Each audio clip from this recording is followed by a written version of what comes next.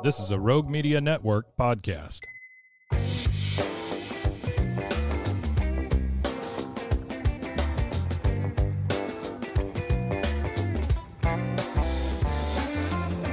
Coming up on our first episode of the Rip City Roundtable, we get to dive in and chat with two writers for the Blazers Edge website, Conor Bergin and Adrian Bernecich. They have been writers for the Blazers Edge website for a while here. I think Conor since 2021, Adrian for like 9 years. So these guys are very knowledgeable. You know, what are they writing about right now? What are their expectations for the rest of this season for the Trailblazers? Where are we heading? The season's not been great. It's okay. We understand. Our record, we don't even want to say it out loud. It's that bad. But we will dive in and get their perspective, articles they've been writing. And so we're excited for this first episode. My name is Cory Dickman. I will be hosting this podcast every week. I will be your constant. So forgive me if you don't like the sound of my voice. You're stuck with me. So every week we'll have a new guest on the show. And this week, I feel like we're kicking it off with a good one. We're going to have two on here. So we'll do the Conor interview and then kick it over with the Adrian interview. So typically we'll probably do one interview a week. We'll have one guest on the Rip City Roundtable. But because it's our first one, we got to go big, right? We got to get two in here. So both these guys are amazing. I've gotten to know them this season.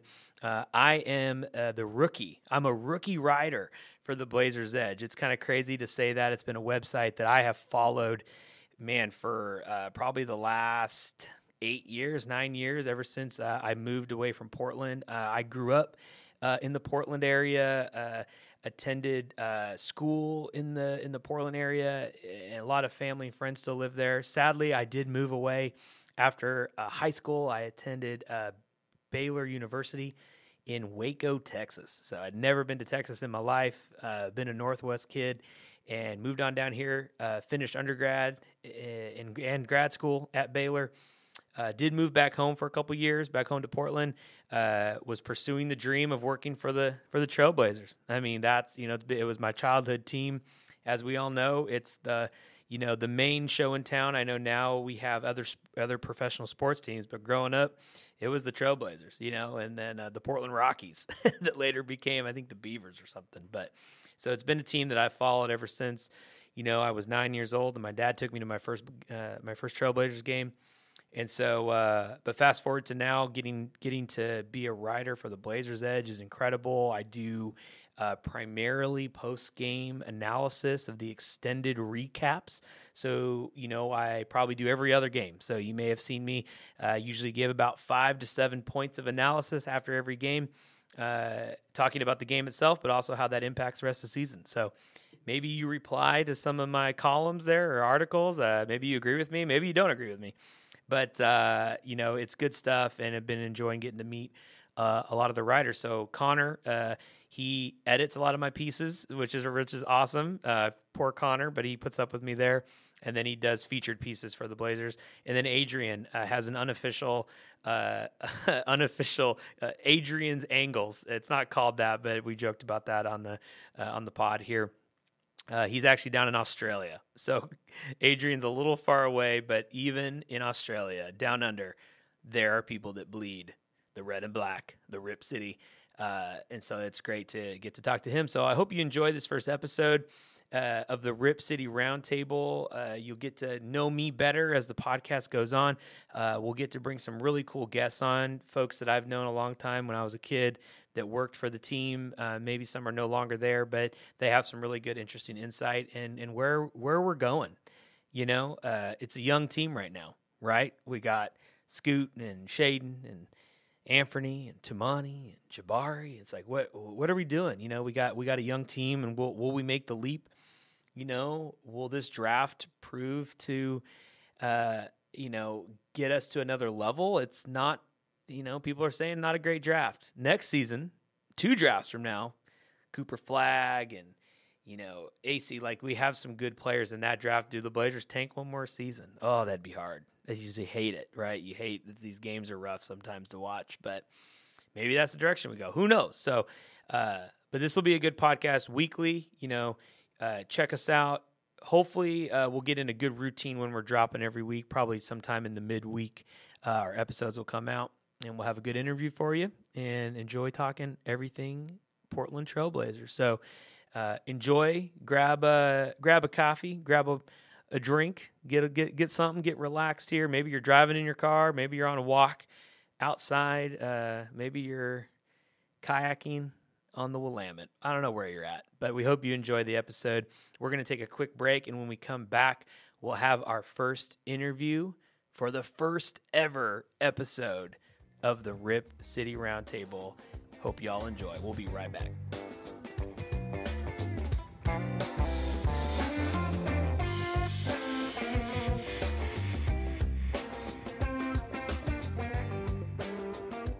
All right, we are back. We have an amazing guest here. Conor, writer on the Blazers Edge, is with us. The Rip City Roundtable. Conor, welcome to the show, man. How are you doing today? Thanks, dude. I'm good. Thanks for having me. It's excited to be on the first episode of the new podcast. Yeah. Dude, I know this is I'm excited. This has been a dream come true. I've done several different podcasts over the years, but to do one about the Blazers with people that follow the team is amazing. So, but before we get rocking and rolling with some questions for you, start off, introduce yourself. I know folks may read about you or they read your articles on Blazers Edge, but tell us about you, Conor. Give us some background. Yeah. So I joined Blazers Edge in 2021. So God, almost 3 years ago now. During my senior year at Loyola Chicago, I got to work as my internship for my course credit. So I got in through that, Nice. Which was pretty sweet, and just started writing. And then after 1 year of just taking stories and stuff, I'm now an assistant editor at Blazers Edge. My day to write is Sundays. If you ever notice that mostly Sundays is articles by me, that's because that is my day on the schedule. But going further back, I grew up in Portland, went to Cleveland High School, crafted my trade at the Cleveland Clarion. Oh, yes. Paper there. And then, went to Loyola and was in Chicago for a few years after graduating, but I just moved back to Portland this past summer to try to focus more on Blazer stuff and be more around, the Portland community. Dude, Conor, that's incredible. You just brought me back to high school. So I went to West Side Christian High School. It's a small private high school. Used to be in Lake Oswego. Now they moved. I don't even know where our high school is anymore. But I was it was a small school, so I was student body president, but I think it was I ran against one other person, so I think they just gave it to me. But you just reminded me, I had to write an article once a month in our newsletter thing, and I hated it. I just really? You just brought me back. You just brought me back to my high school writing days, and it was terrible. Yeah, well, I did a thing called Connor's Complaints at the Clarion, so that was fun. I did not hate that. I just got to kind of rant about whatever was going on.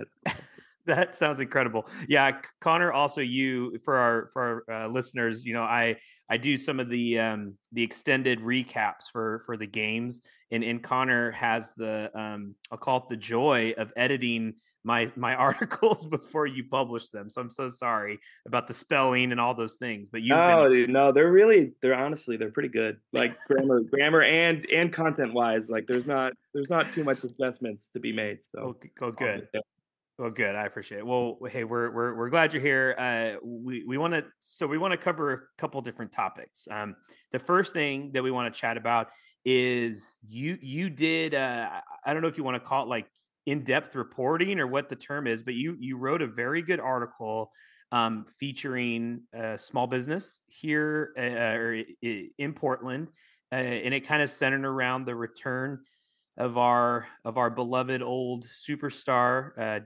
Damian Lillard when they came back to Portland, when the Bucks came back and played Portland. So you wrote this story. Tell us a little bit more.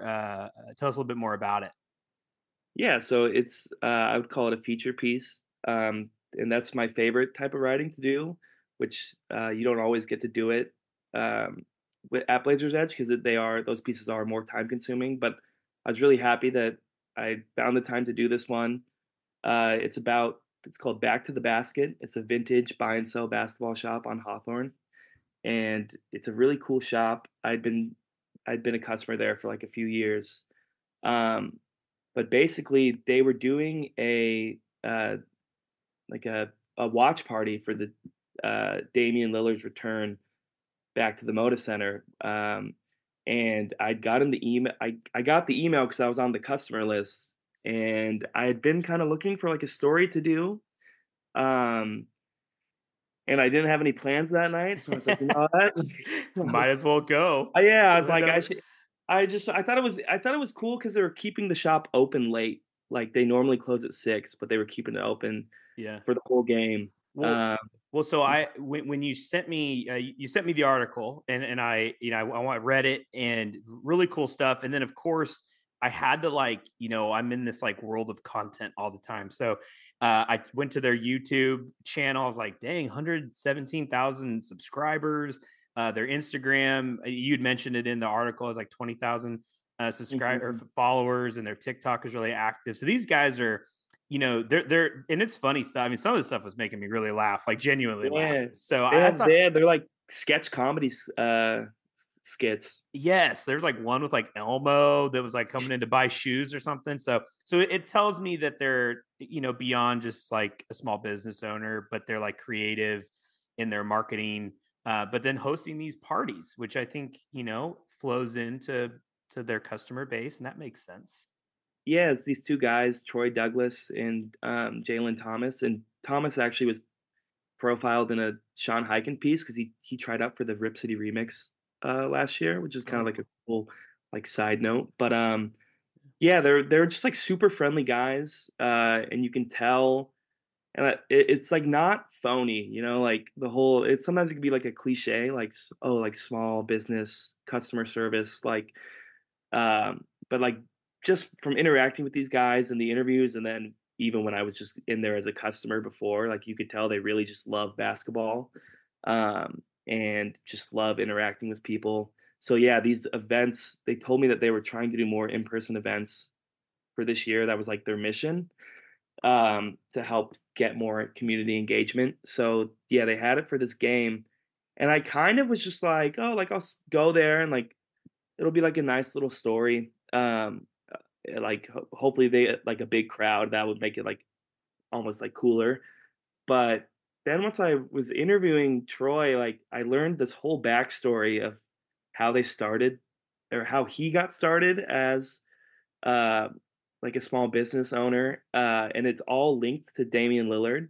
Uh, oh, uh, and it was just like a crazy story where he had he was selling online apparel, and he has a brand called Cultural Blends, okay. and it was in 2012, and this talks about the whole article kind of ends up focusing on this, a huge part of it. And he had he was I don't know if like struggling isn't the right word, but like starting out, and Oh like yeah. Oh sure. I mean, it, every business, especially like one in like apparel and stuff. I mean, there's a lot of competition in mhm. that marketplace. So yeah, that would make sense that it was like kind of a Yeah, slow he burn. used the term, I was peddling like hats and tees out of my garage, which I thought Okay. was a great line. But and that was right during that great season with the Blazers when Damian Lillard hits that shot against Houston Oh yeah. to break the playoff drought and everything. And like, I mean, I remember that. That was like probably the best. Well, maybe the 2019 Western Conference playoff run, but that was one of, if not the best, like greatest Blazer moment of my lifetime. Yeah. And right after he hits that shot, Damian gets on the team plane and is wearing the 19 set. Oh, yeah. Troy had a hat in his inventory. It was just a flapo hat that said 1977 on it. So it was a Blazers themed hat, and he Oh had been okay. trying all year to get it into like the Moda Center, and they were kind of like, oh no, like. But then Dame gets on the plane and he's wearing the hat to go to Oh San what? Antonio, and they So take. Lillard bought the hat from. the website or Yeah, so I asked about that. I was like, "How did he get this hat?" And Troy said that he had a friend. He gave the hat to a friend who was going to a Damian Lillard like shoe signing event, and he wanted Oh. the friend to get it signed. And they actually like cut a deal where like he was like, "If you go get this hat signed for me, I'll give you a free hat." So it's like a trade. Love it. And the guy ended up just like giving it to Dame instead of getting it signed, Didn't get which it is like signed. ends up being like the greatest this like move ever for Troy, it seems Yeah. like. But so that's how he got the hat. And then yeah, as he gets on the plane, he's wearing it, and the photo was taken of him getting on the plane. He's like smiling with the hat on, and it got on Instagram, and it starts like blowing up, and Wow. that his like small like he didn't even have like a domain name for his like apparel site. It starts like blowing up with all these requests. Oh, He said he jeez. only had 8 hats in inventory at the time, Oh, and, no. Oh, he no. said I think the stat was he got a request for the first 24 hours, he got a hat order every 1.5 seconds. And then, of course, the Blazers, like, are calling now after, like, kinda being like, "Oh, no," like, all season. They're like, "Oh, we would like, we want your Yeah. hat for the next playoff series," Yep. and it's sold out before halftime. So it just, like it's this huge launching point. It's all because Damian wore this hat, and he said in the piece, I have this quote, is like, "Without, uh, like, Damian Lillard wearing that hat, like, Back to the Basket wouldn't exist." So Gosh. like, gets him, like, a huge, like, starting point or a huge boost, and he ends up, like, opening a shop at the Lloyd Center, uh, and then from there, he links up with Jalen, and they open up Back to the Basket in Mm. 2020, and they've been doing, like, really well. That was really interesting that they opened in the middle of the pandemic. I was like, "That's, like, an interesting time to open a business." But Yeah. it seemed like I mean, they know more about all that than me, and it's been working fine. That seemed wild. When I was reading your article in that time frame. I used to my dad and I used to own an escape room in Tualatin, suburb of Portland, and we were closed and it's an escape room. It's a little different than an apparel shop. Like we're literally locking people in rooms next to each other, and that doesn't play well with COVID. But we were shut down for like a year plus. So like when this place opens in downtown Portland in 2020, I was like, okay, all right, man, good for them. Maybe Yeah. they got a good deal on rent or something, or like, hey, just please open this place up. Yeah, yeah, I think they mentioned that, like, a storefront opened up, and they just jumped on it. Cool. Tell And me how big was is it a big shop, or what's the it yeah, dimensions of? it's not, like, huge. I don't know, like, the dimensions, but, like, it's, Give me like square footage, yeah, Connor. I want exact. No. it's, it's one, like, main room, uh, Cool. and, like, they got, like, 4 main racks of jerseys and shorts and, like, rare fine shirts. Like, they have, like, a shirt from, like it's like this, like, 1970s Oregon basketball camp. Like, it's just, like, really so they have some, like, pretty goofy stuff in there, That's cool.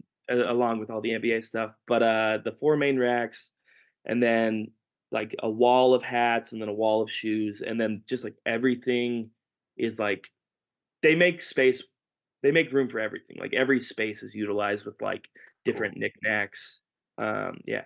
Well, so when you did you okay, so you show up to the event, the party they were having for the game for when Lillard comes back. Did you like contact them ahead of time and say, "Hey, I want to do this story about y'all," or did that happen because you were at this event?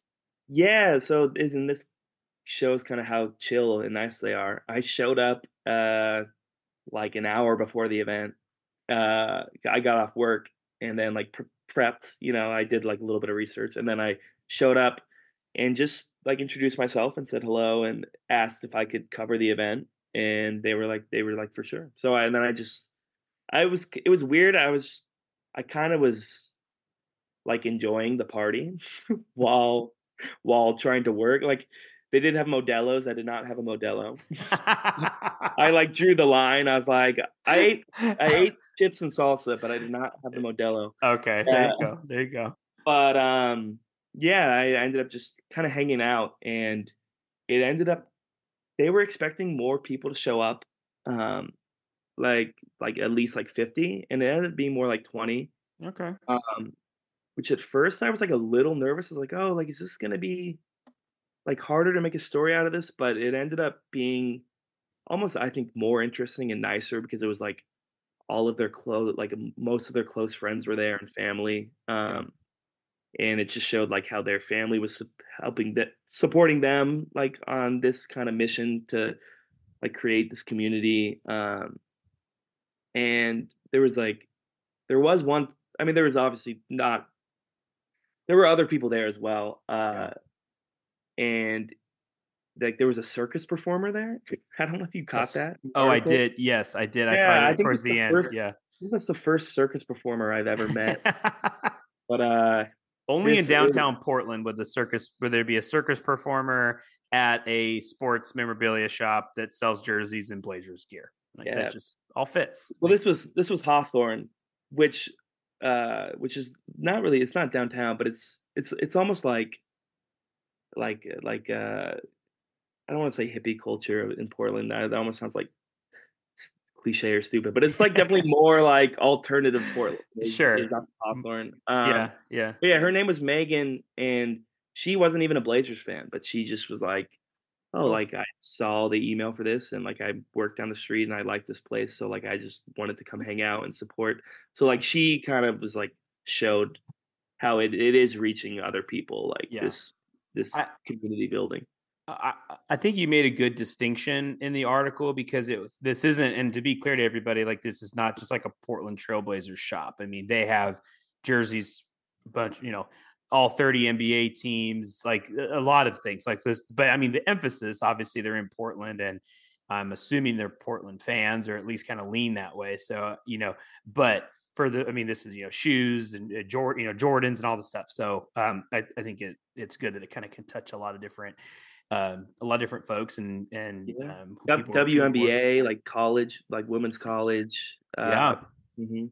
I saw a post. They like got the old Portland Fire like practice Yeah. jerseys and the WNBA team we used to have. Like those are like 20 years old or more. I thought that Yeah, was cool. they get a lot of cool like finds. Like after Terry Porter's like estate sale happened, I saw like on their Twitter that like people were showing up there to sell some of Cool. the stuff from there. Yeah. Nice, nice. Well, I'm sure things will pick up. I mean, this season, outside of that game, which is like what our only nationally televised game of the whole season, uh, people are, I think, a lot of folks in Portland, Blazer fans, trying to ride this year out, see what the offseason does in next year. So if the team starts doing better, I'm sure their shop, the events will pick up and stuff like that. I Mhm. bet you they'll do like a draft day party or something. I mean, I don't know. I'm just thinking what would be good events, um, Yeah. but yeah, good stuff, man. It shows the impact, like a player like Lillard, who all these indirect effects of him being in Portland and the kind of superstar that he is.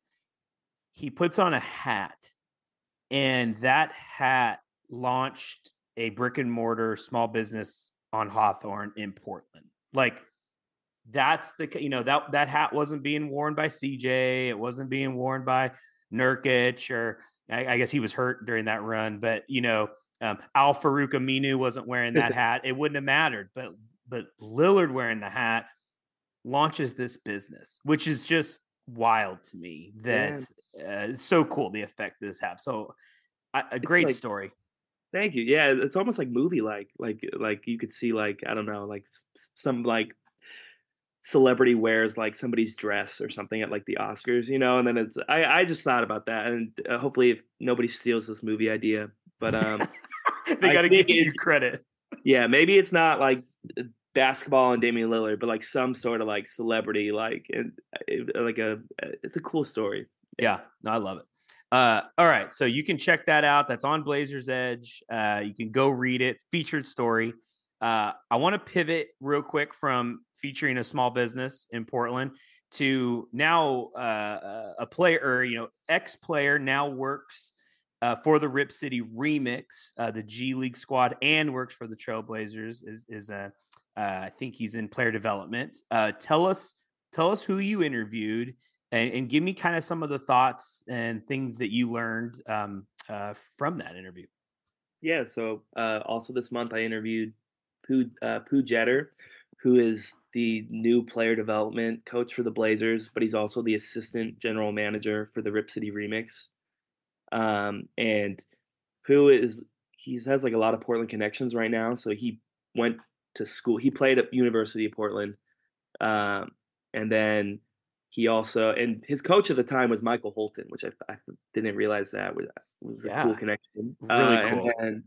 And then his last 2 years of playing in the G League, he was with the G League Ignite, and that was when Scoot Henderson was there.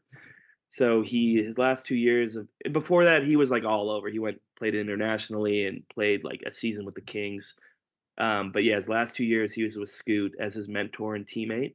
And then now of course they're like teams back up. And yeah, I talked to him for like 20 minutes. And just came away with like the impression that he's just like a super genuine, nice guy, like super like positive and uplifting. It made me realize it makes sense why he's a trainer or like why he's a coach. His whole personality was just like about like inspiring and like being grateful. It was like inspiring me as I was talking to him. I was like, I should go work out after this. But Yeah, I read the back and forth, the Q and A, the interview, and I was like, yeah, I need to go like run a mile here or something. I'm sitting on I'm my happy butt. I'm happy you got that too, because it wasn't like a video, it was just like a transcription of the interview. So I was like, oh, I'm hoping it comes through just like how positive he is and like how energetic he is. Well, there's a part where he said, I think he's 40. I think he says his age, and he's like, yeah, I still am young enough to like get on the court and show these guys that I still know what I'm doing and playing. And I'm like, yeah, like I think you get to, some of the age of like, like you're an old man in the NBA terms, you're like late 30s, and they kind of like don't get into the action anymore. And it shows this guy, it's like, okay, Pooh, you getting in there. And I like Yeah, that. he even like said at one point, he was like, once I hung up the sneakers, then he like kind of like as an aside was like, but I really didn't.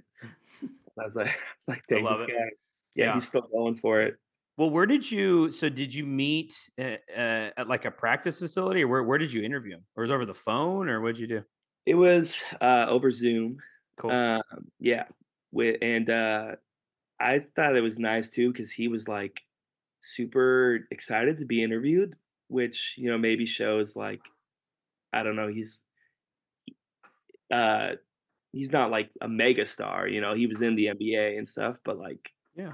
maybe like sometimes when we interview people at Blazers Edge, like we're not like 60 minutes, but he made me feel like we were 60 minutes. I was like, oh, this guy's really like just excited to talk to us, and so it made the interview fun for me as well to hear his story. And his story is, I think, really interesting that uh, he's coming back to Portland after 20 years away, and he kind of talks about that, like why like Portland, like why do I keep coming back to Portland? Yeah. But he talks about like how his parents, or not his parents, his kids and his wife love it here too. Um, but the whole kind of basis of the interview was because they're doing this G League docuseries right now called The Break, uh, Mm. and they're trying to get the word out about that.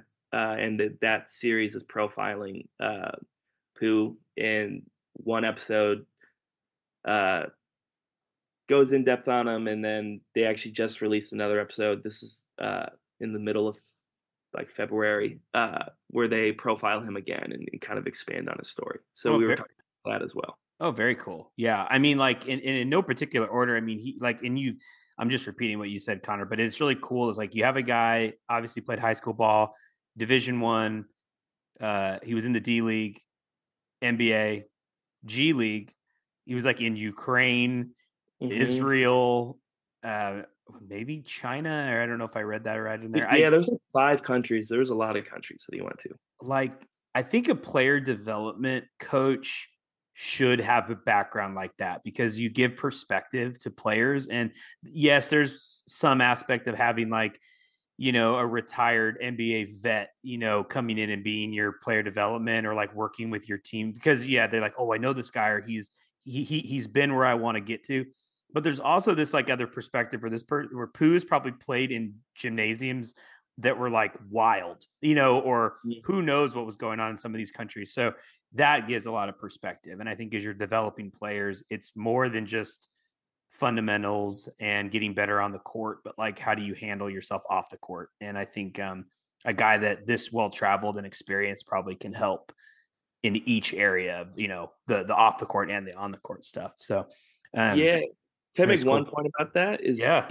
I think it's a really just like smart hire for all those reasons you just said. And like it makes so much sense that he's in the dual role of being in the G League assistant GM, because he's gone through everything that those guys have gone through, and then also being the player development coach. But I was wondering too, like, oh, did he get this? I wondered if Scoot getting drafted played a part in him coming to Portland. Mm-hmm. But he was hired before we even like the draft lottery happened.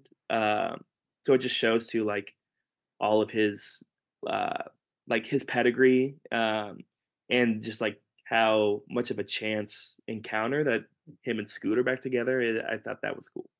Yeah, no, I think, I mean, clearly he has those ties to Portland. And so that probably made sense for him to come back, but it also kind of speaks to him. And what I mean by that is, let's say he had a bad relationship with Scoot. I'm just like saying, if that was true when he was on the Ignite, the minute we draft Scoot Henderson, you know who the first person getting let go is? It's Pooh Jeter. He's gone. Yeah. Like Scoot says, hey man, me and him did not get along. He's out of here. But that wasn't the case. So like clearly he's, had a good relationship. But I love that point you just made. It wasn't like like you see in college sometimes where some high school recruit and then all of a sudden their uncle's on the staff. Exactly. It wasn't that at all. Yeah. It wasn't that.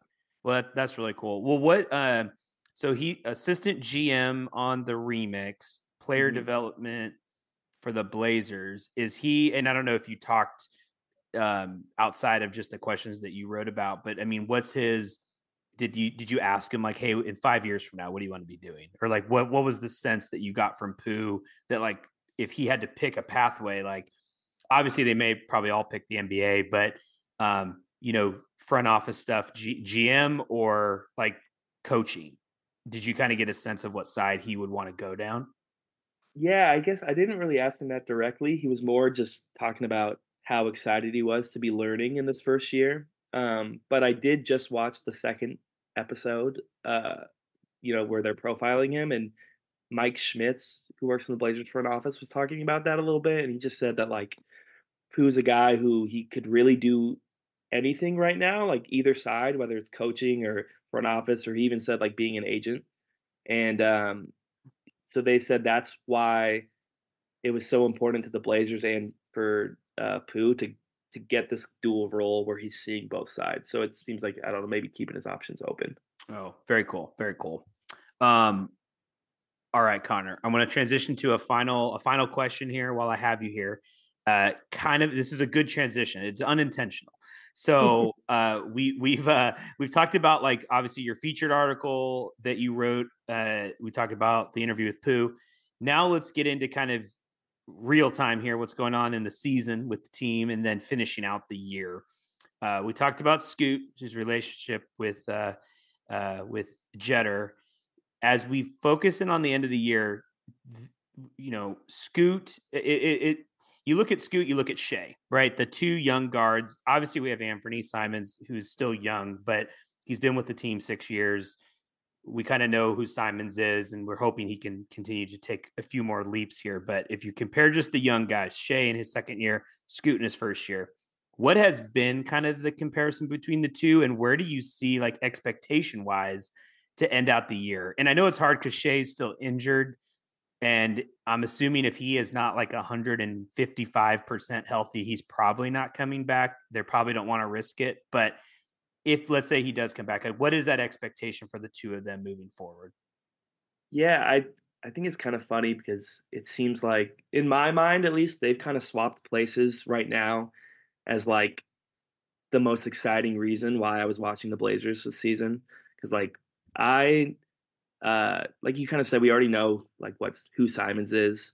And like even through the years with Dame, like watching those teams, unless Dame was like going berserk, I was like more excited to watch like the role players and like see who could like step up and like make a leap. So in the beginning of this season, like I mean, this whole season is all about like hoping that people will make a leap. So in the beginning, Shaedon was like the thing that got me most jazzed about watching the games, like that stretch, kind of after like the first 3 games where he got into the starting lineup where he just like killed it. Uh, and then he's kind of like, oh, like I think he has the potential clearly, like if where he just his athleticism and like how he can play so above the rim while also being able to shoot pretty well. Like I think his potential is being an all-star. And it really showed in that first really good stretch. But then as the season went along, his minutes, he had like overloaded with minutes, and then people came back, so he kind of dropped off a little bit. And then now, of course, he's hurt. But during that whole stretch, Scoot was really struggling, and now he's starting to kind of come along. And like before, I was really worried. Like I wasn't gonna write an article being like I'm worried about Scoot Henderson. Like that would be stupid. Yeah. And premature. But I was watching and I was kind of like, okay, like this clearly isn't like what people wanted or expected in his first like month. Um, but now like I'm not worried at all about Scoot Henderson. Like I don't know like if he's going to be like an all generational like NBA point guard, but I think over the last like 2 months he's shown like in my mind that he's going to be an impactful NBA player and like not a bust or any of like the nightmare scenarios that like people were throwing up. So it's just nice now to watch like for the last 2 months of the season. I'm just going to be watching to see like Scoot keep developing like more feel and more comfort, because that's the most exciting part about him is like the growth is so evident from game to game. Like it's like you can see it so visibly, which I can't remember like seeing that um, with a Blazers player for a long time because we haven't been in this position. Mm-hmm. Yeah, I think the part with Scoot that uh, it either is I don't know, like the term a double-edged sword or catch 22. I don't even know if I'm using those correctly here with what I'm about to say. But it's the demeanor on the court, like the asking a ref for a foul call or kind of getting in his opponent's face a little bit, or like he's so demonstrative for a rookie. It's so weird to see a rookie get that loud and talkative, and that is either like, okay, he is arrogant, he's cocky, he is entitled, blah blah blah, like from a negative standpoint, or you take that as like this dude is uber confident, he already like has expectations for himself and he's getting respect. And I do think it leans more towards the positive side, because you take a guy that he clearly, at least from my perspective, didn't mind he was coming off the bench, where some rookie, especially a highly drafted one on a bad team, should be starting, and he wasn't. And it seemed like he was still putting in the work. But then the other side of the coin, and I've mentioned this before in some of the articles and stuff, but his ability to draw fouls and get the foul call already as a rookie, it is kind of amazing. And I don't know if part of that is like the things that he's saying to refs is actually resonating. Like maybe the ref is like, oh shoot, yeah, you are really getting hit, I'm going to call that. And that part to me is very interesting. That tells me, yeah, not a bust, not a Yeah. bust. He will find his way. I think there's a world of potential there. That the free throw shooting has really come along. Good indicator of form. I think that translates. Conor, when's the last time there was like an 85% free throw shooter and then they shot like 20% from 3-point range? Like, I don't think that exists, unless maybe I'm missing somebody here, but I just think those things seem to always go together. Yeah, no, I think you're right. And like after that, and people talk about it a lot, after that like really bad start from three, if you remove those games, he's basically like, Get him out of here. he's playing like he's shooting pretty average from three, which like you'll take that after how worried people were. yeah, I think speaking on his like personality, he just seems like he is just like jazzed up about basketball, and like he just really like has a passion for basketball. Like, yeah, I don't see it as like a negative. And like you see how excited he gets for his teammates when they do well. Like it's, I think that's why the Blazers front office is so high on him and like think that he will figure it out, is that he does show that mentality. And I do have a little bit of a little inside scoop here from You're breaking news here on the Rip City not really. Roundtable. It's Okay. well, not new, sort of. It was, I went to a preseason. It's way back, but I went to a preseason game. I lucked into like courtside tickets from a friend, so I was like right next to the bench. Yeah. And it was that game against I think the team from New Zealand. There was some team that was, they weren't even like an NBA team. And in the fourth quarter, the Blazers were up by a lot, and like they had already taken out all the starters, and Chauncey Billups called out for, I think he said two for Tumani, and Scoot thought he said Scoot, and so he jumped up off the bench and ran to the scores table, and Chauncey was like waving his hands, was like no, and like sent him back, and like I saw the assistant coaches kind of broke out laughing, and it was just you could get the sense that they're just like not expecting this like highly touted rookie to like one think that they would put him back in the game at that moment, and two be like so excited and ready to jump up back, like go back into the game with like 4 minutes left against the preseason game. Yeah, that's incredible. I mean, that speaks to, you just want guys that like want to be out there all the time and want to give it their all and be there for their teammates. And yeah, there's like the reluctant, like, oh, geez, you're putting me back in. Like I was the third pick in the draft, really. But yeah, to just jump up and go, I love it. Okay, I want to ask you one final question, then we're gonna go. I'll let you go. I'm gonna put you on the spot a little bit. I didn't prep you for this, so it has to do with Anthony. I'm gonna give you a second to think. So Anthony Simons is no longer on the team. Okay, I want you. That's the preference here. So, okay, as we're talking about Scoot, Shaedon, right? Expectations. Probably if the Blazers are going to make the jump, what probably has to happen is that's the starting backcourt, right? Scoot and Shaedon 1 and 2. So Simons probably has to be traded. He's not going to come off the bench. He'd be paid too much money to do that. He gets moved in the offseason. What's the return? Like in your mind, and I don't want to say like you don't have to give me a name, but like what if the Blazers move Simons in order to say, look, we're going to give the backcourt of Scoot and Shaedon the next 5 to 7 years to just figure this sucker out. Who would you be happy, or what would you be happy getting for Simons? Or you can disagree with me and you can say, no, we need to keep Anthony Simons and this is why. But what do you think on that? It's a good question. I think long term, Simons will probably have to be traded, or maybe the team decides to Scoot or Simons. I think will have to be traded at some point. It's a tough question. I think probably, like you don't want to get another guard for one. No, you've got the two guards.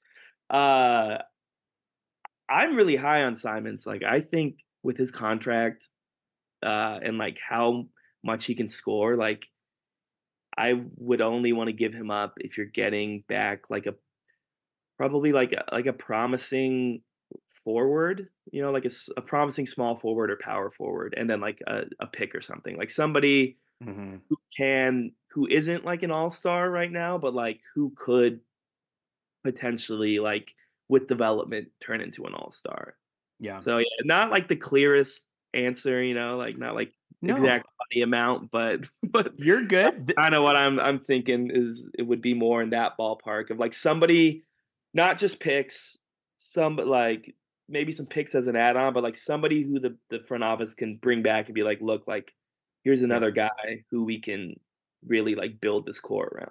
Sure. No, and I love me some Anthony Simons, and I think if we had been around 500, call it around the leading up to All-Star break, and Simons had played the whole year, I think he would have been a tough leave or a tough player to leave off the Western Conference All-Star team. Like if he had played all the games and the Blazers were hovering around the 8 or 7 seed, something like that, 9th seed in the play-in round, like he's that type of player.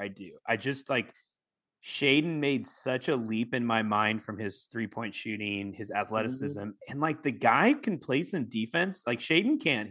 He's still pretty skinny, but if Shaedon starts to fill out a little bit, he has the ability to play defense. Where I think Simon's still, I think 6 years in, I think he is who he is. He's getting more demonstrative, and I think he's not a sieve on defense, but and then I think Scoot has all the abilities to be a great defender as well if he chooses to like commit to that end of the court. But I think the guy has energy for like the next 1,000 years. He can just keep running. Yeah. So I don't know. I hear what you're saying. I think Sharp's like ceiling and potential. Yeah, that's what I'm most excited about. Like I think that's the best path the Blazers have to contention is that Sharp like fills out to like what he could be. Oh yeah, it's higher than anybody. I think it's higher than Scoot. Like I think it's higher than anybody else on the roster. I agree. I think Scoot's still pretty high, but I think from what I saw from Shaedon this year, I was just like, whoa. I mean, that it's like sucks that the injury stuff, and I think they're taking it, like we said this already, but they're taking it pretty cautious with him, especially with like the abdomen stuff, and like Lillard dealt with that for so long. So I think it's like they don't want to have. I just finished watching. I don't know if you watched the ESPN documentary about Bill Walton, the luckiest guy on earth. Yeah. You see an episode. I watched, I just finished it. And it's just like, it just is all these just awful, just like, why can't we keep our players healthy? Like ever, they always all get hurt. Like there's probably not another professional sports franchise in the world that has had the injury misfortunes that the Blazers have had. And now we're not even good and it's happening, which it's like worst. Why does it matter right now? Like, I know. But anyway, well, cool. Conor, thank you for joining me on the podcast. Where can everybody find you and follow you? You got Twitter, Instagram, obviously Blazers Edge. Is there other places? Yeah, definitely Blazers Edge, and then Twitter. Conor Bergin 8. It's very Conor Bergin 8. You are the 8th Conor Bergin out there. I thought recently, I was like, maybe I should do that up a little bit. But yeah, Conor Bergin 8. That's what it is. Hey, simple. It's easy to remember. Conor Bergin 8. Well, Conor Bergin 8, thank you for joining us on the podcast. We'll catch up with you another time. Yeah, thanks for having me.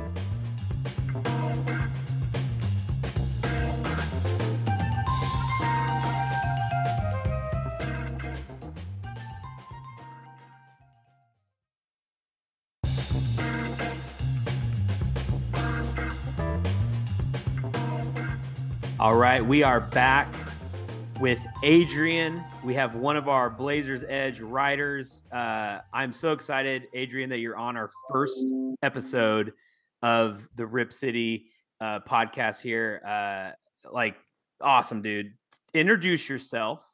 Give our listeners a little bit of background about yourself, and then we'll jump into kind of what you're feeling, expectation-wise for the rest of the season.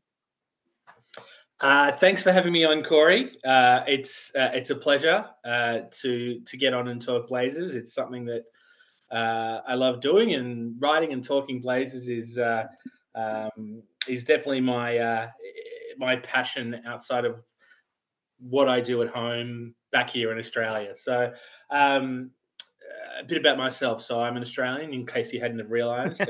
I could tell just a little bit. Yeah. So I'm not even going to try a fake American accent because I don't want to annoy or insult our friends over in the US. But yeah, Australian. I've been working at Blazers Edge for 9 years now, and the last 3 having a weekly column, just talking about anything Blazers. A lot of makeup of the roster, how things are going. I'm not really an X's and O's guy. I leave that to the likes of Danny Morangs and Sean Hykins, but more of a kind of a broad macro look at the team. So I'll give you a bit of background as to why I chose Portland from the other side of the world. So I grew up in the 80s and 90s. everyone, all my friends were chasing Jordan memorabilia and loved Jordan, and I thought, let's buck the trend and go and have a look at this guy, Clyde. Yes. And it was pretty natural that love of Clyde and the way he played. Obviously, back then we didn't have the internet; we had videotapes. To some of the younger listeners, Google that. You might find out a little bit more about what we had to go through as youngsters. But we had magazines and videotapes, and Clyde was what kind of drew me to the Blazers. And then obviously there were some sadder years in the early 2000s, and then Brandon and LaMarcus and Greg Oden came on board, and then we got Paddy, and so we had an Australian connection, and that was that reinforced my fandom. Yeah, man. Patty Mills, dude, was a player, dude. He like would always come in the game and just like feel like if anybody was asleep at the Rose Garden or Moda, who used to be Rose Garden, they would just wake up. Yeah, we could say Rose Garden. Yeah, Patty Mills was incredible. So, okay, 9 years ago is when you jumped on with Blazers Edge. What was the squad then? So that was 2000. That was LaMarcus leaving. That was LaMarcus leaving. That was that season. Yeah. So I jumped on. Just trying to think, 2015. So yeah, I think I started pretty much as he was packing his bags for San Antonio.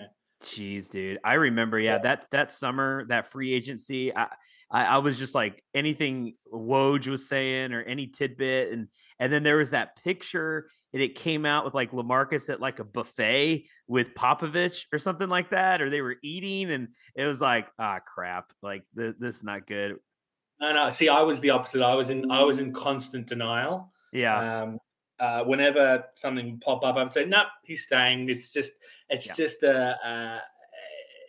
it's false news. He's going to stay. He's going to stay. He can't leave Dame. It's going to be great. Yeah. And then that Woj Bob came through, and we were all devastated. And we had to pick up the pieces with Gerald Henderson and Noah Vonleh and Vonleh. Oh, didn't Batum get traded like before? Yeah. I think that was like the writing on the wall. It was like, no, because that was peak denial for me. I'm like, no, they're just moving some money around. Neil O'Shea knows what he's doing. God, that was a mistake to think that. Neil O'Shea knows what he's doing. This is all part of the plan. LaMarcus is staying. Yeah. I needed to face facts, and eventually it hit me like a freight train. Yeah. Well, so I'm sorry to bring up that stuff. I was just curious 9 years ago when that was. So, all right. So, Adrian, so let's fast forward. Now we're in 2024. We've just had the All-Star break. It feels like we haven't had NBA action in like 3 months or something. It's been hard. It's been hard. It's been hard. So this isn't really the halfway point of the season. We're kind of beyond that. We're sitting at about 27-ish games, give or take here remaining. What are you looking for? What's Adrian looking forward to for the rest of the season, expectation wise? What should our fan base be interested in? What are kind of those things to expect here? I'm not even worrying about wins or losses at the moment. And if you are, seek help because the Blazers are going to lose more. Obviously, they didn't trade Brogdon or Grant or Thibault, so there's still talent on the roster. But look, I wouldn't be surprised if some of those guys found injuries towards the end of March and early April. What I'm looking forward to seeing is guys like Chris Murray, who we've seen a little bit of, who's shown a little bit. Obviously, still not quite up to speed, but with that extra time, like we saw with Jabari Walker last year, getting up to speed and actually enjoying minutes where he can make mistakes, and kind of figure that out. Obviously, it's a bit of a pain to see Scoot out. We're obviously recording before the Denver game, but after his appearance at All-Star Weekend, he's now out for the Denver game, which is quite annoying. But seeing Scoot kind of continue his development, I know a lot of fans out there are a bit concerned about Scoot. I'm not worried. I don't know. I'm kind of in that denial phase again. Maybe I need to go and seek help. But I've loved what I've seen from him kind of in the lead up to trade deadline and All-Star break, and I think he's still only 19. He's 20 now, but he's got so much talent. Obviously, the shot needs some work, but I get the sense that he's the kind of guy that will spend time on that and work through that. And even if he's never going to be a 40% 3-point shooter, but if he's a 35, 36 while doing all the other stuff that he's able to do, then I'm perfectly fine with that. So Scoot, Chris, I'd love to see a bit more of Ryan. He's that high upside type player potentially. And yeah, I mean, it's a shame we didn't get to see Robert Williams, Time Lord this season, but getting to see my countryman Dwop Reith get the bag and continue as he has is great, and I'm looking forward to him at the Olympics later this year. So I've got that double connection, which is fantastic. Yeah, man.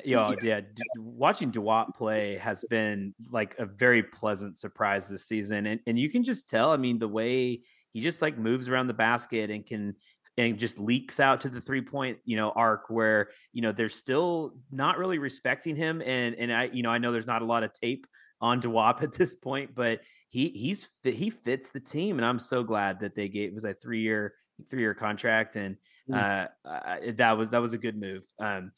To your Scoot point, and I don't think you're delusional. And if you are, then I probably am too.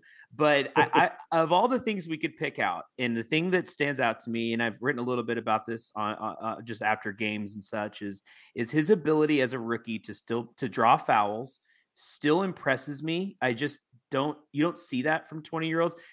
Watching like Lillard develop those first 3 or 4 years, that guy couldn't get a call. Like Dame never got a foul call.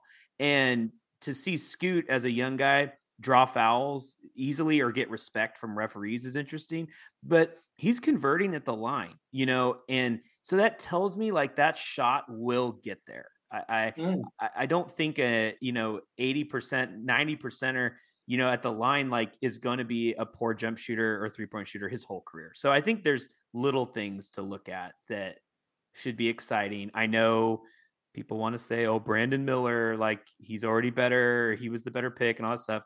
I still believe. I'm delusional with you, Adrian. I think in a couple of years' time, Scoot will be the better player of the two. I know Charlotte fans, we're going to see Charlotte fans in a few days, but I don't think they like that. Brandon Miller's going to be a perfectly fine player. He might make an All-Star or two, but I just don't think his ceiling is as high as what Scoot can be if he realizes everything. And that's why you pick these guys, and that's why you take the time to rebuild so they can play through mistakes and kind of figure out where they sit in the league. But the other thing I wouldn't mind seeing is a bit more of Ayton. He might be one of those guys who kind of sits later in the year, but what we saw from him a couple of weeks before the All-Star break was particularly enticing. His ability to hit the mid-range and rebound and block really shows you why the Suns took him at number 1 a few years ago. Obviously, there were Doncic and Jaren Jackson Jr.'s and Shai Gilgeous-Alexander's in that draft that may or may not have been gone number 1, or Trae Young as well. But Ayton, he still has the talent, and he's 25. And I think we should remember that when we look at the way he's progressed just over the past 7 months. Yeah, I mean, we are not far removed from, like, he was the starting center in an NBA Finals, and I know Giannis kind of had his way with him, but in that Finals, but man, he's shown me enough. Honestly, if they just played him 10 more games and shut him down or something, I don't think I'd be mad. Like, I think there's enough in Ayton to know that long term, again, 25 years old, a starting center that is very capable. I wouldn't mind that at all. I do, to your repair point. I want to see him play. I want to give Ryan 30 minutes a game. I don't know why, and I know it's development. He's probably playing a lot in the G League, but that I agree with you. I want to see more of him. He's got an ankle sprain at the moment, which is unfortunate. But I think, I mean, there are some people comparing him to Giannis in the way that he can move. He's grown an inch or two since being drafted, so you never know. Okay. But yeah, he's got that fluidity and that versatility and the skill set to be a really good player. But a lot has to happen between now and then for him to actually be that player. So I think you're right. He needs to play. And not just Rip City Remix minutes. He needs to play real minutes with the big boy team. Yes, for sure. Yeah. Okay, Adrian, I'm gonna put you on the spot. I didn't prep you on this question right now. Okay?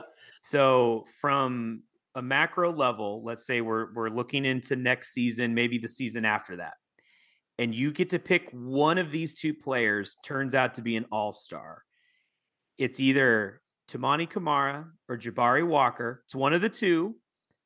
Which one, if they became an all-star, catapults the Blazers into contention for an NBA title? You get one of the two. It doesn't mean the other player is bad or is off the team, but one of those two becomes an all-star. Which one is going to help us get to the top quicker? I say, okay, so quick clarifying question. Are you saying which one is more likely to reach an all-star, or which one's all-star appearance helps this team the most? Which one's all-star appearance helps this team the most? Okay.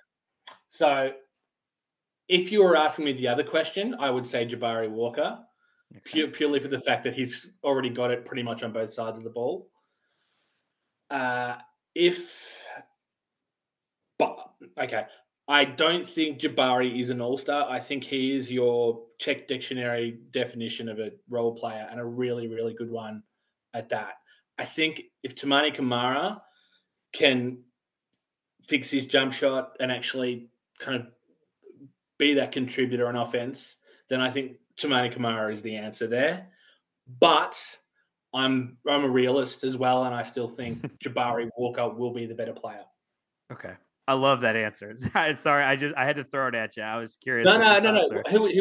What would you do? I hate to repeat what you said, but I think Toumani, if we could unlock him and he grew to that all-star caliber player, like that's something. One, I mean, when's the last time the Blazers have had like a wing player become an all-star? Like, I don't even know. I don't know if we could sit here for a while and talk about it. I can't think of one. Was B. Roy a wing? No, he's still a shooting guard. I wouldn't call him like a wing. I mean, he played on the wing, yes, but no, I still think of him like as a guards. Like Lillard, Roy are guards. LaMarcus was, power forward, center. Yeah. You go back even further. You got like Rashid. He was, power forward. Yeah, power forward. So I don't know. In my lifetime, I've never seen that in a Blazers uniform. It's a good point that I don't think the Blazers have really had wing all-stars. Yeah, no. I can't think of it. I mean, we make the trade for Scotty, right, for Pippen, but he was past his prime at that point. But but never really. I don't know. So yeah, I take Toumani. I think I'm with you. Jabari just has to be that like guy that just comes in and just like is everything kind of person. And I don't think he, at least from my perspective, I could totally be wrong, but I think he comes off the bench. He can start. I don't think that guy cares. I think he just loves to play. I just love the way he attacks the ball. And I think since he's entered the starting lineup, and I'm eating a bit of crow here because I've been the one saying you have to keep Grant at the 4. He's not a small forward. He's not. He doesn't. You don't maximize his offensive prowess at small forward, but moving Jabari into the starting 4 and Jeremy down 1 has actually been a really good decision. And so I'm a big Jabari fan, and I have been since Summer League last year or the year before. So absolutely. Okay. All right. Okay. I'm gonna throw another one at you. Okay. And I'll give you a chance to like think it through. So I'll lay it out. So this is about Coach Chauncey Billups. So Mhm. Coach Billups. I was talking to my buddy the other day, and I threw out a scenario to him, and I was trying to get his reaction, and I want to see what you would think of this. Hit So me. Terry Stotts, he's not on a team right now, right? Right. Okay, but hold on. I'm not going where you think I'm going. If they brought Terry back as like a lead assistant, and I know that's like what Scotty Brooks is supposed to be, but let's say Terry comes in, runs some of the offense for Chauncey. Do you think that works? Have you liked what Chauncey's been doing this season? Do you see him grow as a coach moving forward with this team we have? Do you think a Terry Stotts would help? I throw it out there. I want your thoughts.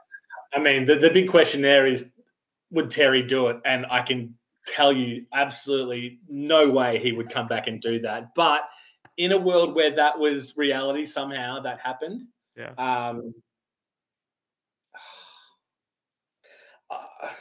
People are saying a lot of fans don't like Chauncey, and I can understand why they think that. And he's not the best coach in the league, but I don't think he's a terrible coach. And I think the way he clearly has a connection with the players. I don't know whether you saw Danny Morang and Anthony Simons earlier in the week talk, and how Anthony praised Chauncey for saving his career and whatnot. I think Chauncey comes across as a great guy and a great kind of mentor. I don't know whether bringing Terry back kind of makes Chauncey kind of second guess himself a little bit as well. I think he's got Scotty Brooks there. I would actually like them to bring in more experienced assistant coaches. But I don't think Terry's the right person, and I don't think Terry would do it. So yeah, that's probably my answer. I agree with you. I don't think Terry comes in and takes an assistant coaching job under Chauncey, but he's too happy going to soccer games and drinking beer. Like I don't think he needs the stress. I don't think he does either. No, and Chauncey, I mean, that was like a good name, big name hire from not from like he didn't have any head coaching experience, but everyone knew him from his Pistons days. But I want to see more. I do think he does have a connection. You can see it when he's pulling players aside, and they definitely seem like they resonate with the things he's saying. And I think he's implemented just rotations, and like that was ballsy to put Scoot, coming off the bench. Like, whereas I'm sure there was pressure to be like, no, man, start this guy. Like, let's just get. And I think he read the room, of like he has to come off the bench. And so that play, I think, panned out. Scoot didn't have a great start to the year, but then started to come into his own. So maybe, I think Chauncey sees some of that. Probably doesn't get enough credit, but I would love to, like you said, surround him with some good assistant coaches. Yeah. And look, I think the impression I get, and I could be just kind of accepting the spin, but it seems as if Cronin is giving him a lot of leeway here. He's not kind of micromanaging. I do wonder who Cronin would have hired if he was GM at the time, because obviously we all remember the drink bottle side eye Neil O'Shea press conference. Chauncey was Neil, and then Neil was gone. 6 months later? Yeah. So maybe a bit longer, but I think Chauncey, he got a 5-year deal as well. So I'm not sure Jody's too keen on paying out another 2 years of a contract. But we'll see. I mean, the other side of the argument is that Chauncey really hasn't had great teams to coach either. And he came to Portland to coach Damian Lillard, and Damian Lillard's not here anymore. So, look, I think by this time next year, we probably need an answer on Chauncey. Because this time next year, they're going to have to start making some decisions on the roster. Simons will be ready for an extension kind of 18 months from now. And what do you do with Scoot and so on and so forth. So I think I'm prepared to give him a little bit more time. I don't think he's he's done poorly enough for him to get the sack just yet. But I wouldn't say he's 100% safe either. Yeah. Maybe Chauncey is like the Mark Jackson to the Golden State Warriors, and he like helps develop, and then he's out. We bring in, the Steve Kerr type, and then there's, 3 championships right there. Like maybe that's what happens, Adrian. I might not be the only one in denial in this conversation. But look, I hope you're right. I hope you're right. I hope I'm right too, but yes, I might be a little delusional. All right. Okay, Adrian, I want to ask you one last question, then we'll wrap it up here. So this season, if we were to go back to October 31st, whatever the first game was, and I were to tell you at this point, this is what things were going to look like. We still were going to have Brogdon, Grant. I don't think back then you would have thought we were a playoff team, so I don't think you'd be surprised by our record. But if I were to tell you all that, and we're at the beginning of the year, do you think that's a failed season so far? Do you think that's that's great, good, I like the progress where we're at? Or do you think that was like even we are, we're at where we would be anyway? I think it's about where we are with one caveat, and I think we've been deprived of Shaedon Sharp, and I think that's been one of the biggest downers for this year, because the way he was playing through November and December, he was starting to show what he could be. So, look, as far as record goes, yeah, that's fine. That top 5 pick is kind of where we're headed, and that's fine. I'm happy with where Scoot is. I'm happy with Scoot is where I thought he would be. Anthony's where I thought he would be. Ayton, look, ideally would have been a little bit better. Chauncey kind of is a wash. And actually Grant's probably been better than what I thought he would be as well. But all in all, I think they're kind of where I thought they would be. I just would have liked to have seen Shaedon Sharp play more. Yeah, I'm 100% with you. Yeah, Shaedon, man, this could have been really that breakout year, and just just injuries. Dang it. Well, anyway, Adrian, thanks for coming on, man. Where can our listeners, where can they find you? Where can they read you? So obviously on Blazers Edge. So every Sunday my time, Saturday your time. Obviously we're in the future down under, but every Saturday I put out a column. We call it Adrian's Angles internally. It's not really kind of not really marketed that way, but it tends to be kind of a 1,000-word plus kind of analysis of what's going on any particular issue. This week I am writing about Ayton and his which will come out tomorrow, and whether he is right at centre for the future. So read that every Saturday, and just enjoy everything at Blazers Edge, because we really do have some great writers and some great insights into the team. So yeah, love it. All right, Adrian, thanks, man. Yeah, check out, by the time this pod comes out, the article will be out. So go to blazersedge.com and check out Adrian's article on DeAndre Ayton. Great. Thanks, Cory. All right. We hope you all enjoyed this episode of the Rip City Roundtable, our first ever episode. Big shout out to our guest, Conor, our guest, Adrian. Incredible insight. They're doing amazing work for the Blazers Edge website. Check it out if you haven't, blazersedge.com. Be on the lookout. We are bringing back the YouTube channel, so a lot of content will be put out on YouTube. Of course, our podcast. We'll have multiple podcasts actually under the Blazers Edge name. Trail Daddy is a show that we currently have now. So go check out Dave Decker. He's our managing editor, bringing back his show. It's a solo show. He does an incredible job with that. So check out that show right now. His first episode got rebooted this past week. So that's incredible. We'll have more content coming on the way with other incredible podcasters, all talking Portland Trail Blazers. So we appreciate the listen today. Remember, follow, like, subscribe, download, all the things, so we can be top of mind for you. That helps us be better, and we can get you the best content possible. So again, thank you for listening to this episode, the first episode of the Rip City Roundtable. I'm your host, Cory Dickman, and I'm excited for next week and what we got going for you. So enjoy, And as always, is our, one of the best play-by-play radio announcers I've ever heard in my lifetime, Brian Wheeler, used to say, and it's a great day to be a Blazer.